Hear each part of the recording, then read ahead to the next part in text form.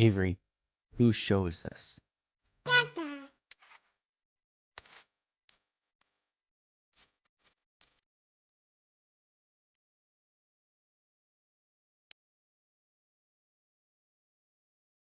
And we're live. Welcome everybody here to the Lakers Lounge Podcast. I'm Anthony Irwin, Senior Lakers Insider for Clutch Points, and today on the show we have Raj. He's in the building, a little groggy because he accidentally knocked out for a nap before we were supposed to go live.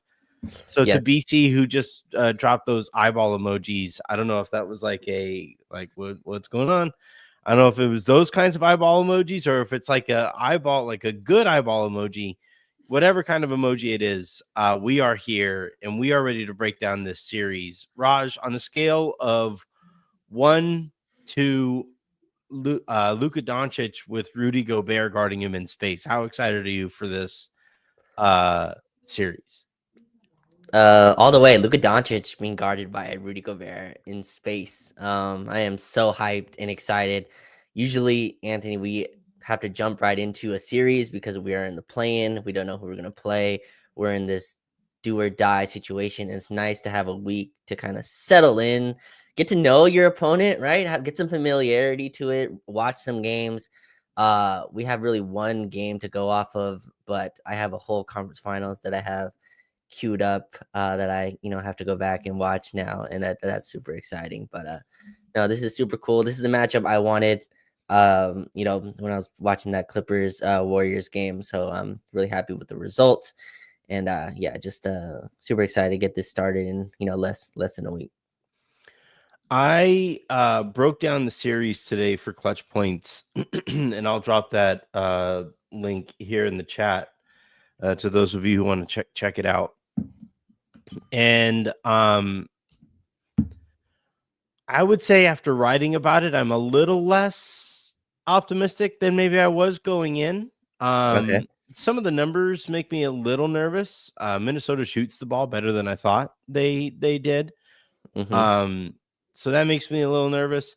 Some other numbers made me a little bit more confident. So I would still say, and I still wrote the final line in that article is Lakers in 5. I'm still standing there 10 toes down, as the children say.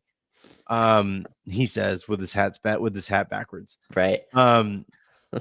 But I'm.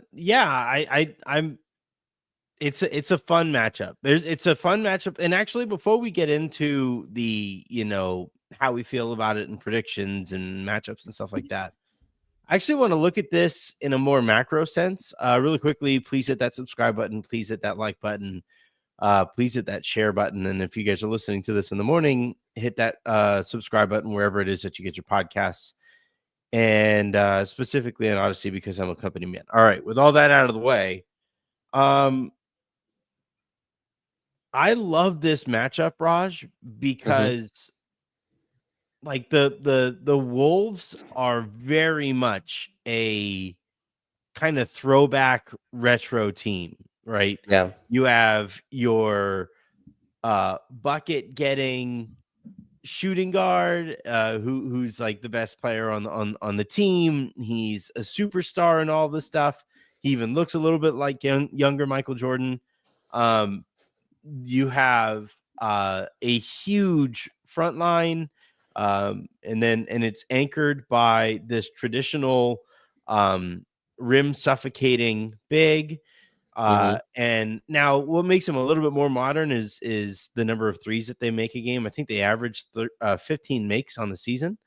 And again, that's one of those stats that made me like pause a little bit, but it is like you have this like giant traditional team in the Minnesota Timberwolves, and they're taking on this very modern, they're bigger than you think, but modern kind of small ball team in the Lakers. And it's going to be funny. I'm sure like the Charles Barkleys of the world are probably going to pick Minnesota to win this series because of that size up front and because of that traditional playoff build. The math says that the Lakers should probably win.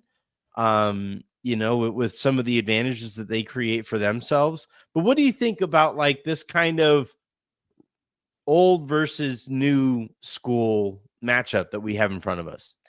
Yeah, the way I kind of look at it is we have a team that is trying to shrink the floor and we have a team that's trying to stretch the floor, right? And like those two kind of things are going to be forces that battle each other. I'm with you. Minnesota takes, a lot more threes. I was kind of, writing about this. Anthony Edwards is so fascinating because I didn't, I didn't know he took 10 threes a game. 10 threes is a lot. And he hits Mhm. them at a super efficient clip. He hits them at a 40% clip. Him and Yep. Jason Tatum, actually the only two players in the league that take more than 10 threes and get more than 6 free throws a game. That's a super unique kind of combination. But he's really their only shot creator in that way because of the kind of drop off with Mike Conley. But you're right. The way that we've been trending, and I'm interested because we've kind of got the team. Dallas is like this as well. But we got maybe the other biggest team in the league. I'd put Dallas and Minnesota right there as the two Yeah. teams that don't go small at all. Their smallest lineup that they could potentially play is Julius Randle at the 5, which they never go to, which also I think is a win For if we good get to. reason. Yeah, sure. Which is a win as well. I was listening to you and Harrison show and Julius's playoff numbers. My God. But I had a I had a listener message me after Harrison and my show, and apparently we were listing the best players in the series and never yeah. listed Julius Randle at Oh no man. point. And on one hand, I would love to say it was like this fantastic bit, and we just Right. didn't mention him because he hadn't come up yet. I don't know which is funnier, actually, that or just forgetting Julius Randle in this Yeah. series. But yeah, he is legitimately one of the worst playoff performers in the history of the sport. What's interesting though is he plays amazing against us. So it's Yeah, this like the saying unstoppable force versus immovable object, right? Like yeah. against the Lakers, Julius Randle is awesome.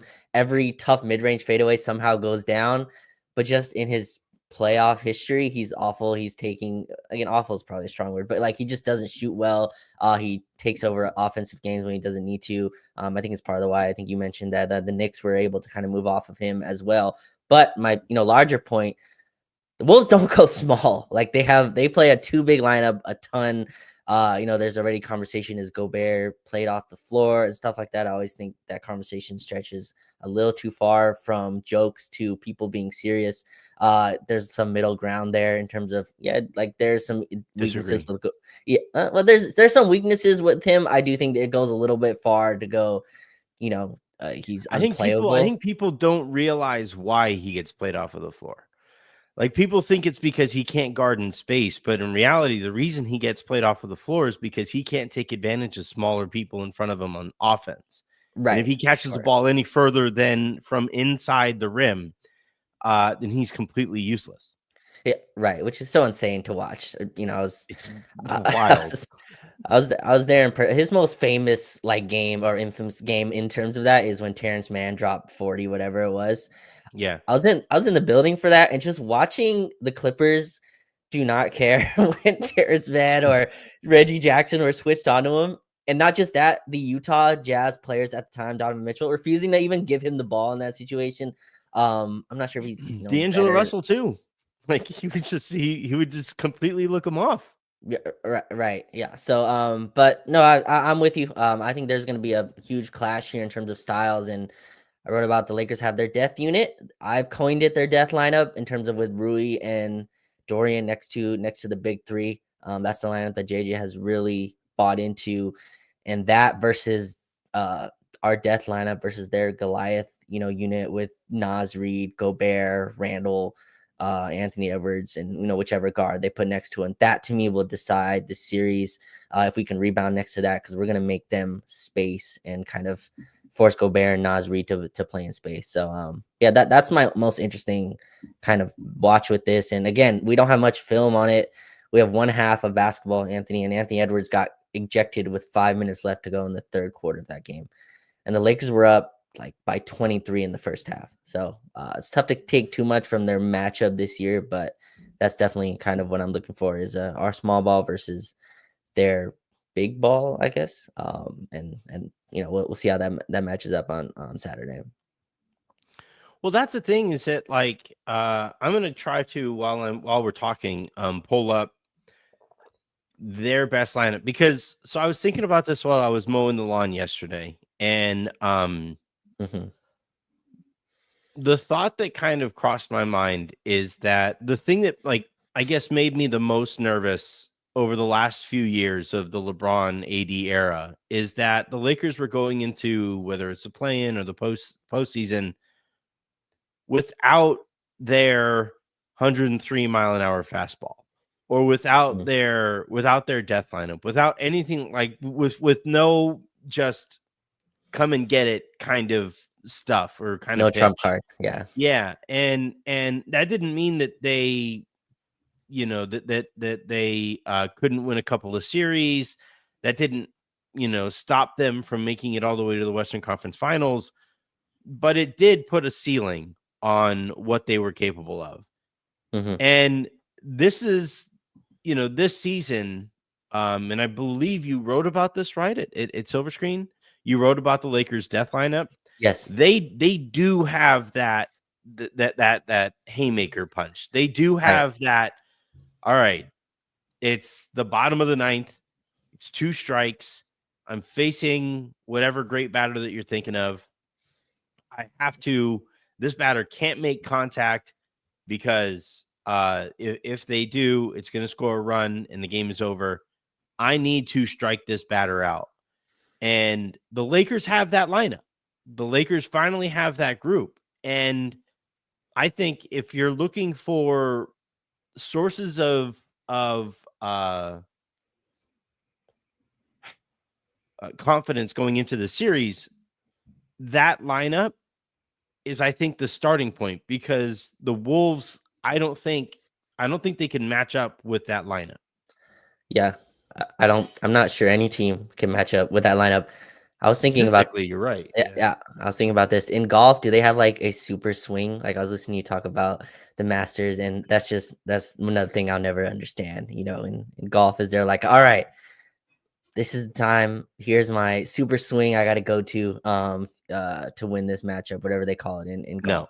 No, No, I nothing. mean, it's like, there are golfers who are like better at stuff. I mean, the shot that Rory made to basically win the Masters where, Uh-huh. he hits a wedge, 100 something yards or whatever, and then he spins it right back all the way to the hole. Like that's as close as you're gonna get to like the super shot that we're talking Yeah, about here. But no, golf doesn't quite have that.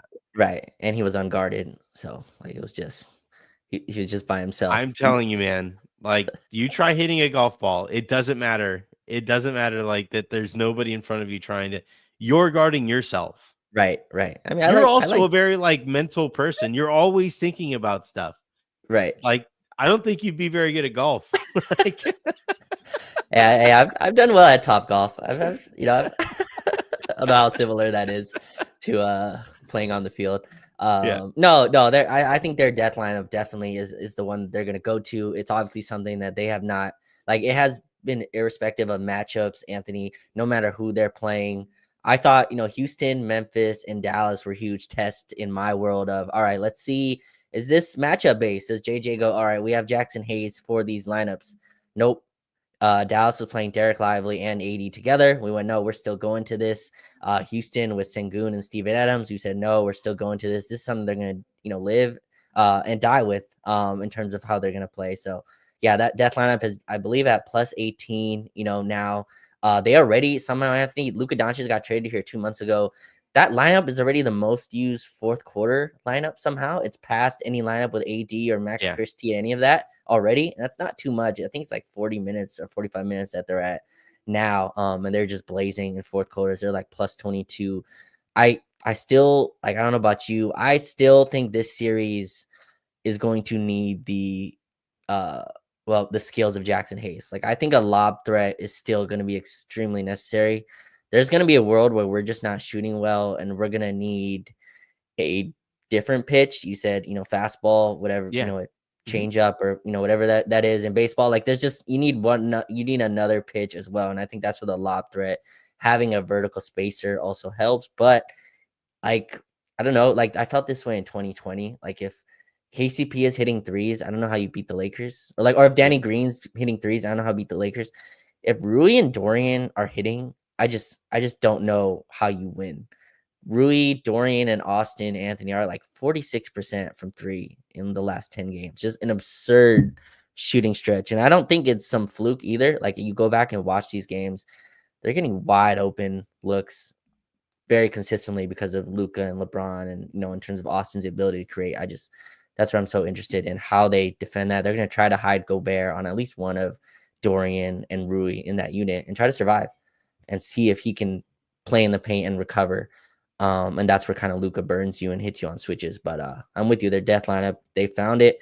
I'm going to try to ask and have one of them confirm it as a death unit and see if I can get the word death out of one of them. But for now, I think it's fair to use that word for them. So I'm looking at lineup data for the Wolves, and I found their best lineup that has played at least like 100-ish minutes together, which even that isn't the best sample size, considering this team didn't really change all that much over the course of the season. They had the big change at the beginning of the season before the season started, but there wasn't a ton of personnel movement with the Wolves this year. So the best lineup that played at least 100 minutes together is this. It's Mike Conley, it's Anthony Edwards, it's Jaden McDaniels, it's Naz Reid, and Rudy Gobert. They played 114 minutes together. They carried an offensive rating of 123 and a defensive rating of 97. Good for a net rating of 26, plus 26. And the problem with even that lineup, Raj, and that's their best, like even decent sample size lineup. They have 1, 2, 3 guys that the Lakers can pick on, right? And they don't have, like, you look at that lineup, you have Jaden McDaniels, who can handle Luka, LeBron, or Austin in space. You have Anthony Edwards, who can handle Luka, LeBron, or Austin in space. But then after that, there's no third guy. So if Edwards is on Luka, which isn't a very good matchup, or if Edwards is on LeBron, which also isn't a very good matchup because both those guys are so much bigger than him, those put him in the post. If Edwards is on either of those guys and McDaniels is on the other, that leaves Mike Conley on Austin, and Austin can just go to work. Like, Mike Conley just is not the player that he was. He's not and certainly not the defender. He's still shooting the ball pretty well this year, but he can't move his feet quite in the same way that he would have liked to. And even there, if Austin comes up and sets a screen, now all of a sudden you have Luka or LeBron guarded by Mike Conley, and Minnesota's even more screwed, right? And that's just whittling down the game to as simple as it can be. I found another lineup here that's played 123 minutes, and you're going to see a similar kind of issue here. So it's Mike Conley, it's Dante DiVincenzo, it's Nickeil Alexander-Walker. It's interesting, Anthony Edwards isn't included in this one. Rudy Gobert and Naz Reid. And again, you have Nickeil Alexander-Walker, who's good in space. He can handle those through the big three. Dante DiVincenzo can handle, I would say, Austin pretty well. I wouldn't like him on Luka or LeBron. And then you have to try to hide Mike Conley and hope that the Lakers don't get him in a switch. You have to hide Rudy Gobert and hope that they don't get him in a switch. And you have to do the same thing with Naz Reid. And I can keep on kind of going through here. 123 minutes for this lineup. Their next best lineup: Rudy Gobert, Dante DiVincenzo, Nickeil Alexander-Walker, Naz Reid, and Anthony Edwards. This is a little bit closer to, I think this will probably be their best lineup that they probably go with the most against the Lakers. But even there, like, Rudy Gobert is going to have to come out and guard in space. Naz Reid is going to have to come out and guard in space. The Lakers are going to do whatever they can to get Luka or LeBron guarded by Dante DiVincenzo. And Jaden McDaniels isn't included there. So that's a pretty small unit outside of Gobert and Naz. So Yeah, I'm looking at this matchup, and I think you put it absolutely perfectly when you're looking at it in a macro sense. This is very much this series, I think, is basically going to be defined by which team is able to dictate the tone of the series with the size that they want to play with. If the Right. Lakers feel the need ever that, to play Jackson Hayes a couple extra minutes, they lost that game. If the Wolves ever feel the need to play, only one center lineups for that much more time, they've lost this series because that they've gone away from their strength. So this series is going to be fascinating in that way because and it's funny. I have been begging for the Lakers to be bigger, stronger, faster all season, and now I'm going into the series where the Lakers. I'm like, no, smaller, quicker, like more spread out. I don't even know what the power song terminology would be for that, but like that's the way that the identity is shifted here for the Lakers. And to those who are really optimistic, like yourself, myself, Harrison, and I think a lot of people covering the Lakers this year, I think the reason to be optimistic about this is it's a lot easier, I think, for teams to be spread out than it is for teams to pack in the paint. I just think Sure. I just think it's a lot easier for a team to spread out the court than to force everybody to play in a meat locker. I'm really trying to get in a habit of not using the word small. Like it's very natural to just say that, but I'm really trying to get in the habit of just saying centerless because to your, what you've been asking for this whole time as bigger, stronger. They're just not at the 5 Just position. not at the one position. Right, Yeah. just the one position, but everywhere else they are absolutely massive. LeBron is huge, Luka's huge, Austin is also huge, or not huge, but big for his position. Rui is also a massive human being. And Dorian as well. Like that's the one guy. Anthony Dorian was a lot bigger in person than I thought, and like he plays in a style that.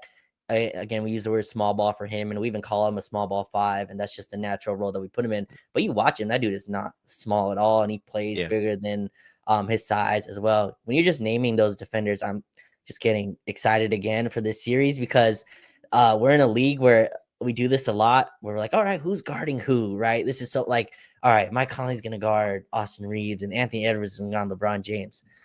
Mike Conley guards whoever the hell we want him to guard. Like that's just how this NBA works today. He's gonna have to be involved in a ton of screen actions. Gobert is as well, right? Gobert may want to hide on Dorian or whoever he wants to. That does not matter because the Lakers use all 5 guys interchangeably. Other than Luka doesn't screen as much, but we'll see if that comes in the playoffs. But everyone else is very interchangeable and very versatile as a screener. And Rui's gotten so much better at this. Austin and Luka have started to develop a screen game where you no longer can just hide a guy on Austin either. Like it doesn't have to just be Austin cooking his guy in isolation. He can come screen for Luka, and now you have him in a short role, or LeBron in the short, or whatever. You can interchange those positions. That's where I'm interested to see who adjusts first. To your point, does Chris Finch go small and go, we need to switch everything? I think Randall will be tasked with guarding LeBron, which is so interesting. I think Randall has the body for it, the physical acumen to kind of pass that test. Does he have the discipline to guard a guy like LeBron, to not get in foul trouble, to not get frustrated? I'm already seeing my favorite thing is Wolves fans going, Jaden McDaniels already picked up his 3rd foul because that's kind of how people are kind of predicting the series to go. But he's another guy. You also got, I think Jaden McDaniels is the one that punched the wall like 2 years ago, right before the playing game. Again, not using that as a detriment to him, just showing kind of how they're going to need to play against us. He was out that game, and that was a huge loss for them in the playing game. But yeah, no, I'm with you. This is a clash of 2 teams of traditional size versus kind of functional size to me. Where Minnesota is huge on their front line, but everywhere else they remind me of OKC, where they have these switchable wings, but it's a little like that's cool on paper. It's a lot different when it's LeBron actually backing you down. It's actually LeBron backing you down. But I still see it like 5 Especially to me. playoff LeBron packing you down. Yeah, right. Because he backs people down a little differently in the playoffs than he Right. does in the postseason. It's a lot fewer fall away jumpers. It's a lot more. I'm putting you in the basket on this possession. Right. Yeah. It's just so nice to, just remembering LeBron and the Lakers as a favorite. There's a psychological edge that just LeBron and Luka does the same thing too. But there's a level that they break you eventually in a series, just mentally, with their mental capacity and able to kind of think the game. And I'm so fascinated with this series. Five is a little bit. I heard Harrison yesterday say picking a team in six is kind of cowardish in terms of you're not really picking who you want, but I don't know. These two teams are separated by one game. I understand there are some late season shenanigans where we gave away the Portland game, but in all sense, they've had a pretty similar series, and it could have easily been in the opposite 3-6. It's also a team that was just in the conference finals. I know there was a Towns Randall trade that makes them worse, but this is a good Minnesota team that's coached very well. Has a freaking 26-year-old superstar. I still think the Lakers win, but I think this is still going to be a series that is going to be annoying to watch, for a little bit. These are going to be some close games coming up. So let's actually do what you're talking about, where give Minnesota some of their own respect. And these are some of the things that I kind of stumbled into while I was writing about this. I'll narrate the piece, by the way, for tonight's lowdown, so that you guys don't miss it. But one of the things, so first off, they have the sixth best defensive rating in the league. Mm-hmm. That's worth noting. They are the sixth best team in terms of keeping teams out of transition. Mm-hmm. That I think is also worth noting. I'm trying to find. I think they were the third best team in terms of opponent 3-point percentage shot, and they give up, I think, the sixth least 3-pointers made per game on the year. So they're good at running teams off of the 3-point line. And look, like the Lakers, when they get stagnant, the transition opportunities are the things that have tended to allow them to right the ship a little bit. We know that a big part of the Lakers' identity since Luka came over was the number of threes, or has been the number of threes that the Lakers have taken and made. And so now, what I will say about especially opponent 3-point percentage is there's some noise in that stat. Like, just inherently, that is the shot that goes in the least frequently. And so, like, you'll have teams have crazy swings from year to year in terms of, team with similar personnel too.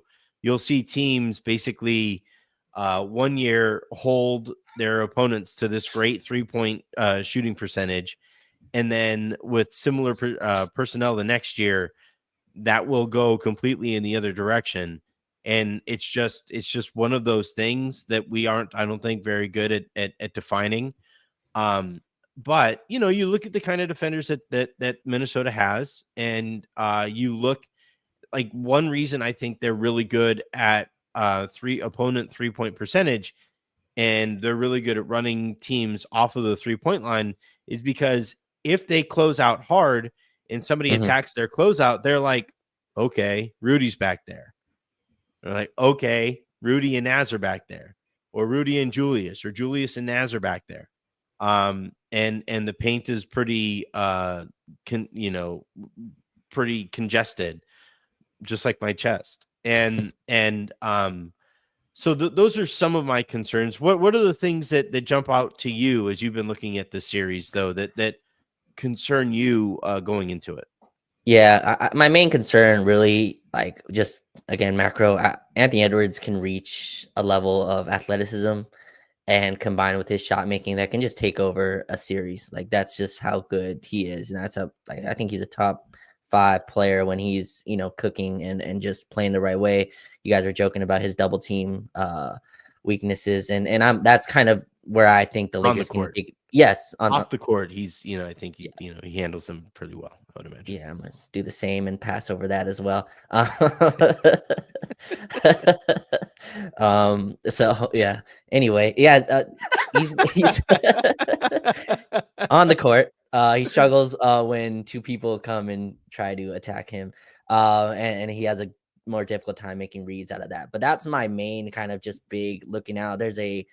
Just when you have a star that's and he's still younger, so 23 years old, but still just a star that's also already been through playoff runs and has a Yeah. track record now of showing that eliminating Denver, getting Anthony, they won the first 2 games in Denver last year. Like, to me, that shows a level of, obviously Towns isn't there anymore, but there's like a toughness that inherently that team has that you got to kind of respect, where it doesn't matter the environment. I mean, we know how hard it is to win one game against Denver, no matter where you Anywhere. play. Yeah, that's what I'm saying. Anywhere you play. Yeah. So for them to get 2 on the road and to close that out, game 7 down, I think 20 in that game, and to come back in the fourth quarter and win, that just, there's a level of respect that team has earned. And my other concern, I kind of mentioned this in like earlier, is I think we need a counter when our threes aren't going in like that. Like, we need a counter for that, because that's definitely going to happen. And Minnesota is big and rugged and tough.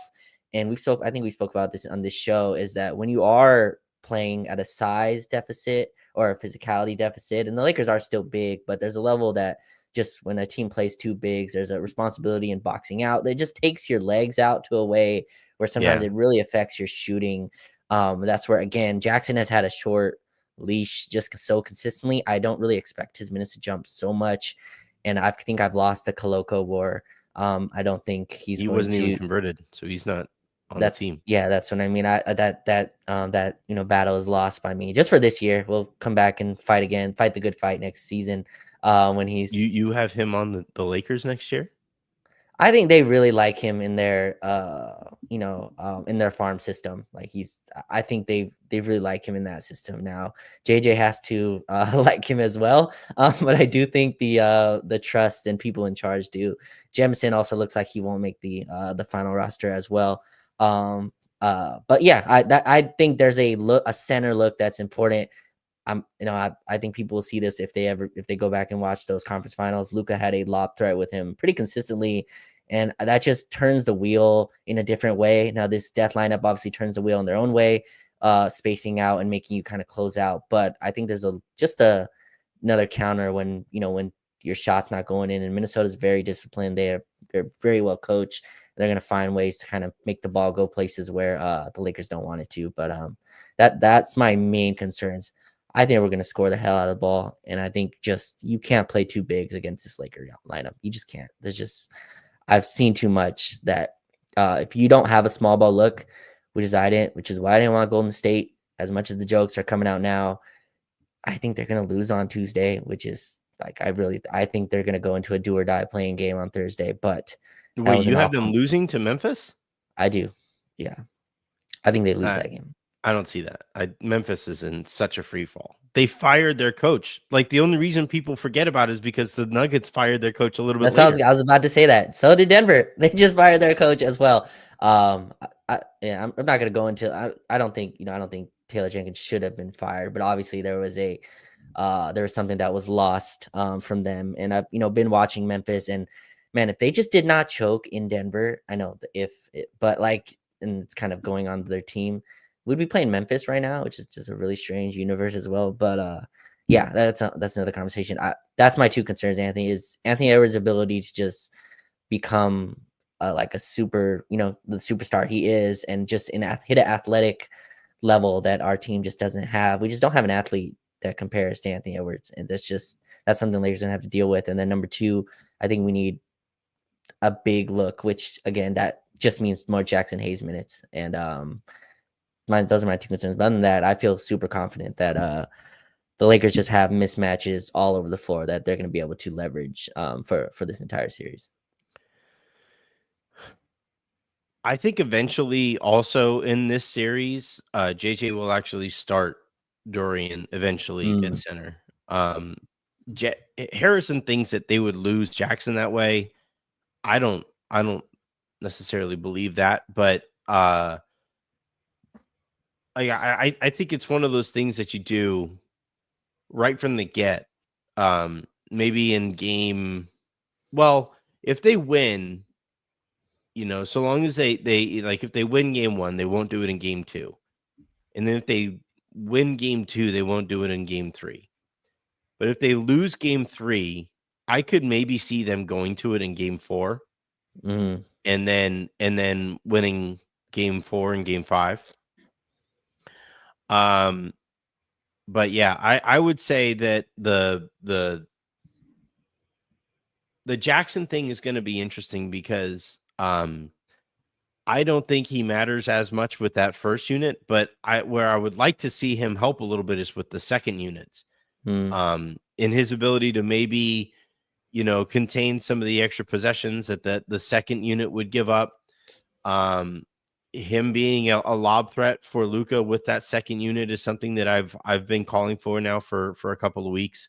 Uh, I you know as much as I know that the Lakers are going to be small and they're going like they are or centerless. I like mhm. that term. I think I saw an exchange you had with uh With S, yeah. S, right?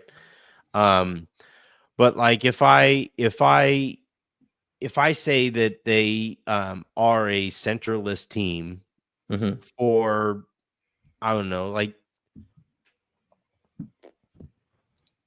3/4 or 4/5 of the game, I Hmm. still think like you do have to maximize those Jackson minutes because he's going to be out there some. We aren't going to see Jackson Hayes catching DNP CDs, and I think if you're going to use him sparingly, I would prefer to use him in optimal situations where he can actually be the most impactful he can be. And yeah, that's that I could see that being potentially with Austin and Luka and LeBron. Hmm. And he's been like his life has been really easy in those minutes. No one smiles more than Jackson Hayes. Yeah, It's a yeah, tie between him and Rui. They yeah. smile the most. But I would also say though that him going against like him not having to spend all of his time on the court going up against Rudy Gobert, or having Gobert in the paint messing with the lob opportunities that Jackson would have is something that I don't know, I'll probably keep an eye on over the course of the series. What's something that you think offensively, like do you said that the Lakers are going to score a ton of points and stuff like that. What's your biggest offensive concern here going into the series though? Yeah, I think what I mentioned earlier is just I think there's a world because we have so many we have this is like the one down not I don't know if it's a downside, but kind of when you have a offense that's very switch hunting, right? It's very much mismatch hunting and not really predicated on like you watch the Warriors play and it's a bunch of ball movement and obviously like Steve Kerr makes life as hard for Steph Curry as possible because he just plays the most amount of non-shooters he can. But still, it's like it's a bunch of ball movement and stuff like that.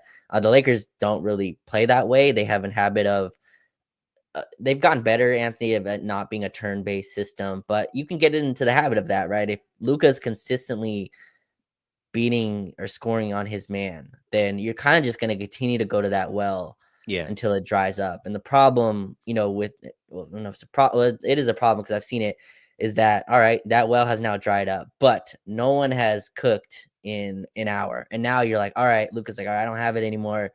LeBron or Austin, cook your matchup. And they're like, I haven't touched the ball in like 15 minutes on the offensive end. So like just having a balance offensively, Luka's being able to score and gets Minnesota's going to switch because that's just what every team eventually goes to. You can't play drop coverage on Luka Doncic because that's just you just can't. It's kind of a cardinal sin. You can try to blitz, but again, I think blitzing with LeBron and Austin on the floor makes it again just an impossible defense, giving them 4-on-3s. Most teams just decide we're going to switch, we're going to try to stay in front and keep help, and hopefully Luka just doesn't hit 10 step back threes on us, which he 100% can, or get to the basket. His 2-point scoring has gone way up, which I think is an awesome sign for the Yeah. Lakers as well. Getting But in shape. that's my like one concern is that, because Minnesota does have a bunch of awesome defenders. Again, Gobert is going to get the most look at him get cooked in like any game that comes out. But there is a level of Minnesota, and I think the Lakers too. I wrote about this today in terms of how we guard Anthony Edwards, and kind of you have to give up the contested two to Ant. You just like if you're taking away the rim and you're taking away threes, you can't take away everything. Basketball is a game of counters. You have to give up something. The Lakers have shown a willingness to give up long twos.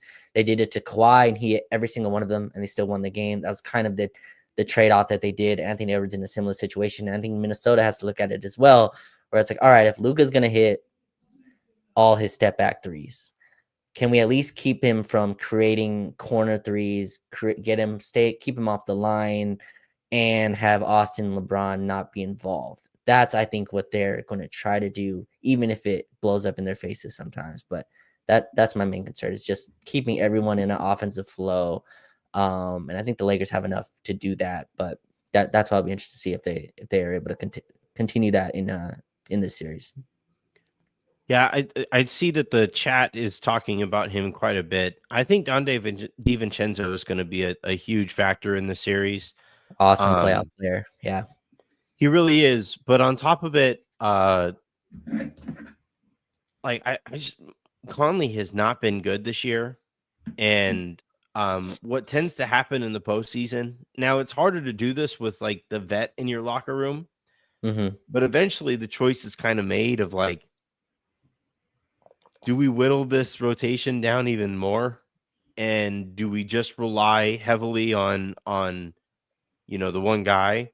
I found, all right, so the lineup, I'm trying to find it. I was on it a second ago. The lineup that they used, oh shoot, no, I didn't. The lineup that they used the most here is 714 minutes together. I think this is just their starters. Mike Conley, Rudy Gobert, Julius Randle, Anthony Edwards, and Jaden McDaniels. That lineup played together for 714 minutes. Like I said, net rating of 3.2 with an offensive rating of 113.4 and a 110.2 defensive rating. That's with Conley not really being that good. But I do kind of wonder if, and I might have to go and look at it again, but I think Conley will probably wind up being their 8th guy in this series, just because he's gonna be hunted, and he no longer turns the corner.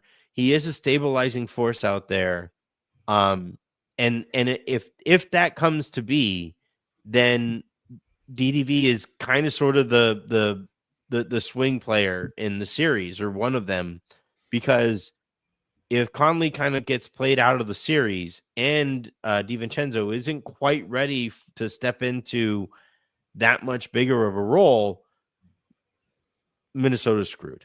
Minnesota's absolutely screwed. Yeah, and I think Chris Finch has already shown he'll bench Mike Conley. Like he'll not close with him, and I think he's benched Julius Randle. He's benched whoever he's had to. But yeah, that's kind of the catch for them, is they need Conley's ball handling on when he is a calming force, to where when Ant is in this reckless mode of, you know what, I'm just gonna drive through all these double teams, or making wild passes. Mike Conley is there to kind of set their offense. And I think he's still I'm not sure how old he is, but still at his age, he is the best lob passer on their team. He's the one that finds Gobert the most as well. So they need that from him. But I'm with you. That's an interesting wrinkle to this series as well. How playable is Mike Conley? I think the Lakers are going to absolutely hunt him mercilessly. Like, I just think they're going to go right at him. And, with Austin, with Luka, with LeBron, all guys who are going to force him to be the screener. We did this against him in the play-in game 2 years ago. He is now 2 years older, poor Mike Conley. But I just think he's going to be the guy that they go at every single time down. And if it's Luka not attacking Gobert, it's going to be him attacking Mike Conley, and just force them to kind of put him on the bench. But that's what'll be interesting with this matchup. The Lakers also have guys that they're going to attack as well. I would predict that they're going to involve Luka in a bunch of actions. I would predict they're going to involve Austin in a bunch of matchups, bunch of, actions as well, and which team can kind of send help in the appropriate places. I think we'll get the advantage. But yeah, super exciting series. Dante's awesome. One of my favorite just role guys. I think he was an underrated part of that deal. Obviously still a terrible trade in my opinion for Minnesota, but getting Dante, I think, was the kind of real shining part of that trade versus Randall.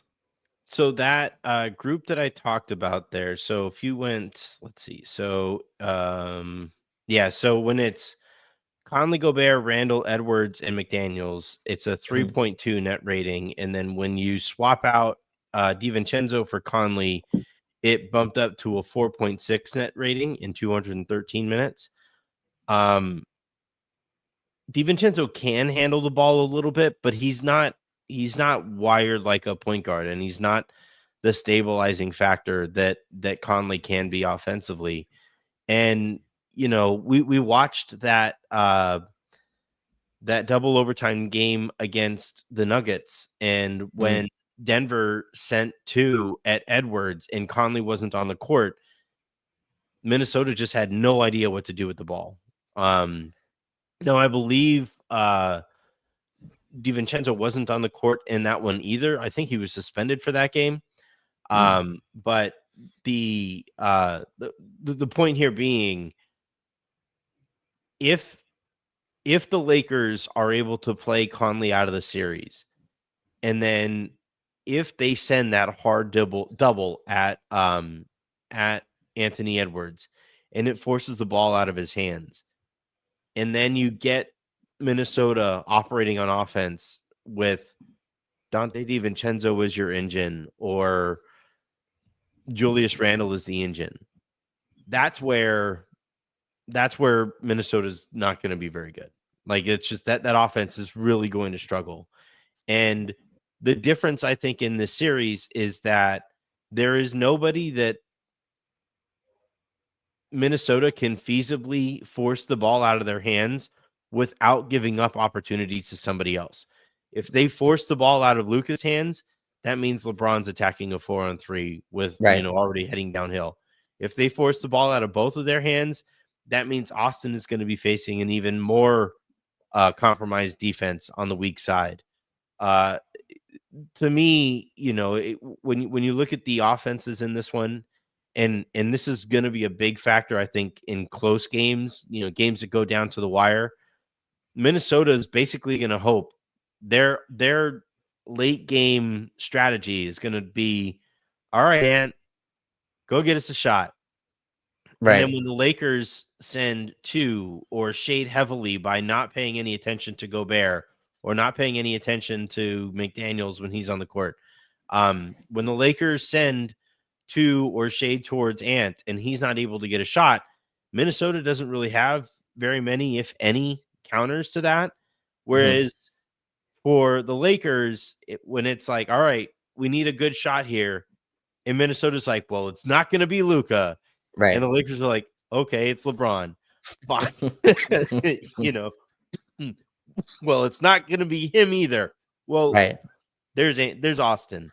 Right. And I think, like, the last kind of point that I wanted to touch on here before we get to predictions, or your prediction. Austin might have that series that you look back on and you're like, well, he's already had a couple of those series. He's been very good in the postseason to this point. But if he ups his game in the postseason, commensurate with the way that he's upped his game this season, Right. then Minnesota, almost any team out there, I don't know what anybody does with Austin. What kind of series are you kind of hoping for or expecting from Austin here? Yeah, I like the way you put that. I think he's already had, good playoffs and good performances in the postseason, where, most people see him as a playoff riser already. But you're right. I think this is a, guy just, hiding in plain sight in terms of a star. And we've kind of, obviously people are following every day, have really trying to push the, no, we got a third star that has really been brewing for longer than you think. Yeah. The 25 or 24 point a game stuff is going back farther than you would think. The 50, 40, 90 club that he's been in has been in longer than you think. And yeah, he's just a guy that's going to be impossible to game plan for when you also have Luka Doncic and LeBron on your team. It's just impossible to kind of also game plan for a third guy. And just his ability to knock down pull up threes has changed, in my opinion, this team's offensive ceiling. Obviously, Luka and LeBron are going to do what they do, but Austin's ability to also have a like 4 3-point quarter, right? Like that stuff just changes games. Against Houston, I think he had like 3 or 4 threes in the first quarter. Obviously, Houston wasn't playing their guys, but Anthony, that just broke the game open. Lakers scored, I think, 40 or whatever in the first quarter, and that game was done pretty early. So I think he's going to have a huge series. And yeah, that's to me the Lakers' advantage, not against Minnesota, but just against any team, is the last 5 minutes of a game. They have just two guys who are supercomputers and then another just incredible offensive star that they could really trust down the stretch who have reps as closing games. And a lot of these teams, like they have multiple guys or they have one guy maybe that they can go to. And that's to me where the Lakers' advantage is. But I think Austin is prepping for a really huge series. Again, Minnesota just does not have enough guys. And the other end too, I think we were mentioning kind of the guys that they surround their lineups with. I think the Lakers are going to kind of have Minnesota prove they can knock down shots. Like Jaden McDaniels is going to have to prove it. Naz Reid is going to have to prove it. Naz Reid, I think, is good percentage wise, but I think he's another guy. The Lakers, if you go back and watch those games, they feel like they can get back out to him, right? He's a guy that they feel like they can go and close out. Nikhil Alexander-Walker has had huge playoff games, but another guy I think they're going to kind of make prove he can knock down consistently jumpers off of Anthony Edwards' passes, which are going to be made more difficult. But no, I think Austin's gonna have a huge series, and he's another guy. You don't think of him in this way, Anthony, but he's another guy where it's coming more and more clear. You can't go under on his screens, and you also can't drop back as far as Minnesota wants to. You think about that with Luka, especially, but Austin's kind of entering that universe as well, to where he's another guy you just can't go under because he can hit you for 6 or 7 threes on the same night. So we'll see. I think the Lakers are gonna have a huge offensive series, and I'm excited to get this started in, was it 5 or 6 days, whenever it is. Yeah, it's like I said earlier at the top, it's a fascinating series. It's a fascinating matchup, and I'm probably a little too optimistic. We'll see. Game 1 is going to be really, really interesting because the Lakers are finally going to be rested going into a playoff series. They're finally going to be playing at home in a playoff series. So, that'll be, quite the experience, I would say. All right. It's that time. Oh man.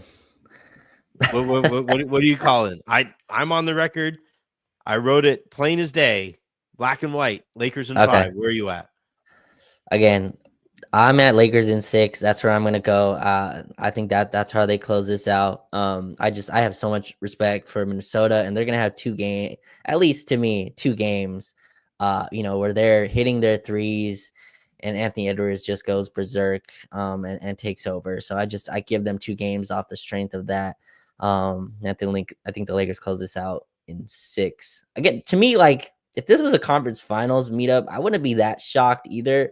Right? If this was on a different bracket and Minnesota got through 2 rounds, would you have been so shocked? Like this to me could easily be a conference finals. We could say that about that a lot of these Western Conference. That's what I mean, though. That's why like these aren't normal first round opponents. Like this is just like usually if you're a top 3 or 4 seed, you get a pretty favorable, especially the first 3 seeds. You usually get like a pretty favorable matchup, but the East is just so terrible that the West has just dominated the whole season, where you have all these 50-win teams battling for spots. Where again, all these are second round at the least, series. So that's where I give Minnesota that respect. But I hope you're right. Like 5 would be an awesome series, and LeBron would get a ton more rest going into the second round. So I hope you're right. I've watched this team all year. I've seen them with big leads, and I can't imagine this team with a 3-1 series lead as well, the way they would walk into that next game. So I'm giving them 6 out of that, and the respect for like LeBron forgetting to take his sunglasses off as he gets onto oh shit, hold on. Hey Billy Mack, hold these really quick. I gotta go play. Yeah, I actually think it's the inverse. Like where the Lakers get themselves into trouble is when they don't respect the team and they don't respect the moment, and sure. If they do have an opportunity to close out the Timberwolves in 5 and get a little bit of extra rest, because I think the Rockets Warriors series is going to be a long one. Mhm. And if the Lakers and specifically LeBron sees an opportunity to get a couple days of extra rest there, I do think they would put the metal to the pedal to the metal and really, hit that nitrous button and try to take care of the series in 5. But man, yeah, it's not. Here's the thing, because I know, like, the article I wrote today is kind of making the rounds or whatever, and me specifically predicting Lakers in 5 is kind of making the rounds. I'm not Mhm. saying that because I'm disrespecting the Timberwolves. I think they're really good. I just think that they are flawed in the specific ways that the Lakers can Sure. take advantage of teams. And now look, like, if I was a Wolves fan and I was looking at this matchup through Wolves colored um glasses, you could maybe argue the inverse of that, right? Where the Lakers are specifically flawed in ways that perhaps the Wolves can take advantage, right? Where they are so small that the Wolves can generate extra offensive possessions, and the Lakers can at times be flippant with the ball. And if the Lakers lose a turnover and offensive rebound game, and that possession game swings that heavily in the Wolves' favor, and you combine that with the way that the Wolves have shot the ball, especially to close the season, that's how you see, the all of the analysis swing back in the Wolves' favor. That's what makes Mhm. this whole thing so fun, is that, like, yeah, I love the traditional team build versus the modern team build. I love that there's a ton of star power in this series, where you have Anthony Edwards, this 23-year-old superstar that the league wants to be the face of the NBA one day. You have Mhm. Luka Doncic and LeBron James on the other team. You have Rudy Gobert, one of the most decorated defensive players in the history of the league. Like, there is so much to like about this thing, and it can swing on every Gabe Vincent open three-pointer. It can Right. swing on every single Nickeil Alexander-Walker three, and that's what's great about playoff basketball. That's what's great about this matchup. That's what's kind of frustrating about modern basketball, is that, a lot of times the team that won is just the ones that got the better shooting from their role players. But yeah, that's how I see this series kind of playing out, where the Lakers can take such thorough advantage of the Wolves' flaws that I don't think there's like a band-aid you could put over those scabs as the series is going on. Right. That's why I wanted this matchup. It's interesting because this is obviously Tim Connolly's creation, and he's the guy that this team was really built, Anthony, to beat Denver. Like that was kind of their build, and obviously that's a team that has given us problems, and I think they can potentially offer some of those same type of. Now, obviously they don't have a Jokic, but just the size and physicality that Aaron Gordon provides is kind of, I think, what they're thinking of with Julius Randle, right? Just a super power four that gives dudes problems. And look, if Randall is motivated and he's focused and engaged, I think there is a good defender in there if he wants to be, right? Like obviously Yeah. there's some things that We have to saw go when he was right. a Laker too. Yeah. Or Like even on the we Knicks. saw, yeah, when he was on the Knicks. But I'm saying when he was a Laker, I remember specifically there was a stretch where he guarded Draymond, and he guarded Yes. Steph, and he Yes. guarded It was Clay, and I good. was like, Yeah. what other players are capable of this? And the Lakers were like, just go away. And it was like, "Grr," Right. like it's Yeah. there with this guy. And so, but like the thing is, I think he's also aware of the fact that, like, he's probably gonna get moved this upcoming off season. Sure. That And yeah. I think if the series kind of starts swinging in the Lakers' favor, I think he might start looking at real estate in other NBA Oh man. cities. And that's, Mid-series. Man. I think that's another thing too, is that the Wolves fans have had a real tumultuous relationship with this Wolves team since the Sure. Cat trade. And if the Lakers go up in game 3, after taking care of business at home, you might see a pretty ugly scene there in Minnesota. And Anthony Edwards might say something out of hand or out of pocket about Wolves fans after that game. And that's all a factor here. Sure, This sure. team has felt it all year, how annoyed and frustrated Wolves fans have been that they salary dumped Carl Anthony Towns, right after the best season, or one of the two best seasons in Wolves history. Like, that stuff stings forever. And if they carry some of that animosity into this series, um, I don't. Did you watch the comeback that the Bucks had on them the other night? I didn't watch it, but I'm sure there was like a 22-0 run or whatever it was that 23, they yeah, 23. Yeah, that they were able to come back on them for sure. They have an offensive like drought that can happen just because of the things we mentioned of Anthony Edwards being their sole shot creator, and there's just a level that their offense can drop because Randall's ability to go cold, obviously Gobert spacing with it. I just never loved the Randall Gobert combination. That just never made an offensive sense to me. And Anthony must have been so happy when the Luka deal happened, kind of like, oh man, we just are no longer in the running for worst trade or yeah, right, yeah, backstabbing our fan base. Because they were leading for a while in that category in terms of you traded Towns after your best season for yeah, financial purposes and trying to sell, it's kind of the don't piss on me and call it rain kind of. Well, no, Randall actually, his ball handling and, all that fits actually kind of better with this team. No, it was a financial reason that you went and yeah, did that. You made the team worse. But no, for sure, that's worst case scenario, obviously, for the Wolves. I was just painting there's a world where, the Wolves steal one. yeah, And now it's like, oh, okay, now they're all engaged. They're all locked in. This is a team that can sink their teeth in defensively.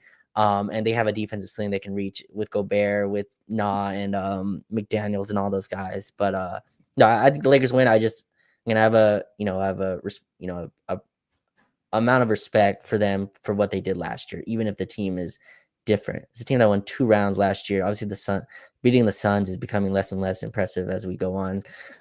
But that Denver well, win to beating me the actually. Vogel Suns, I think, is Okay, yes, noteworthy. right, yes, the Um, Budenholzer Suns.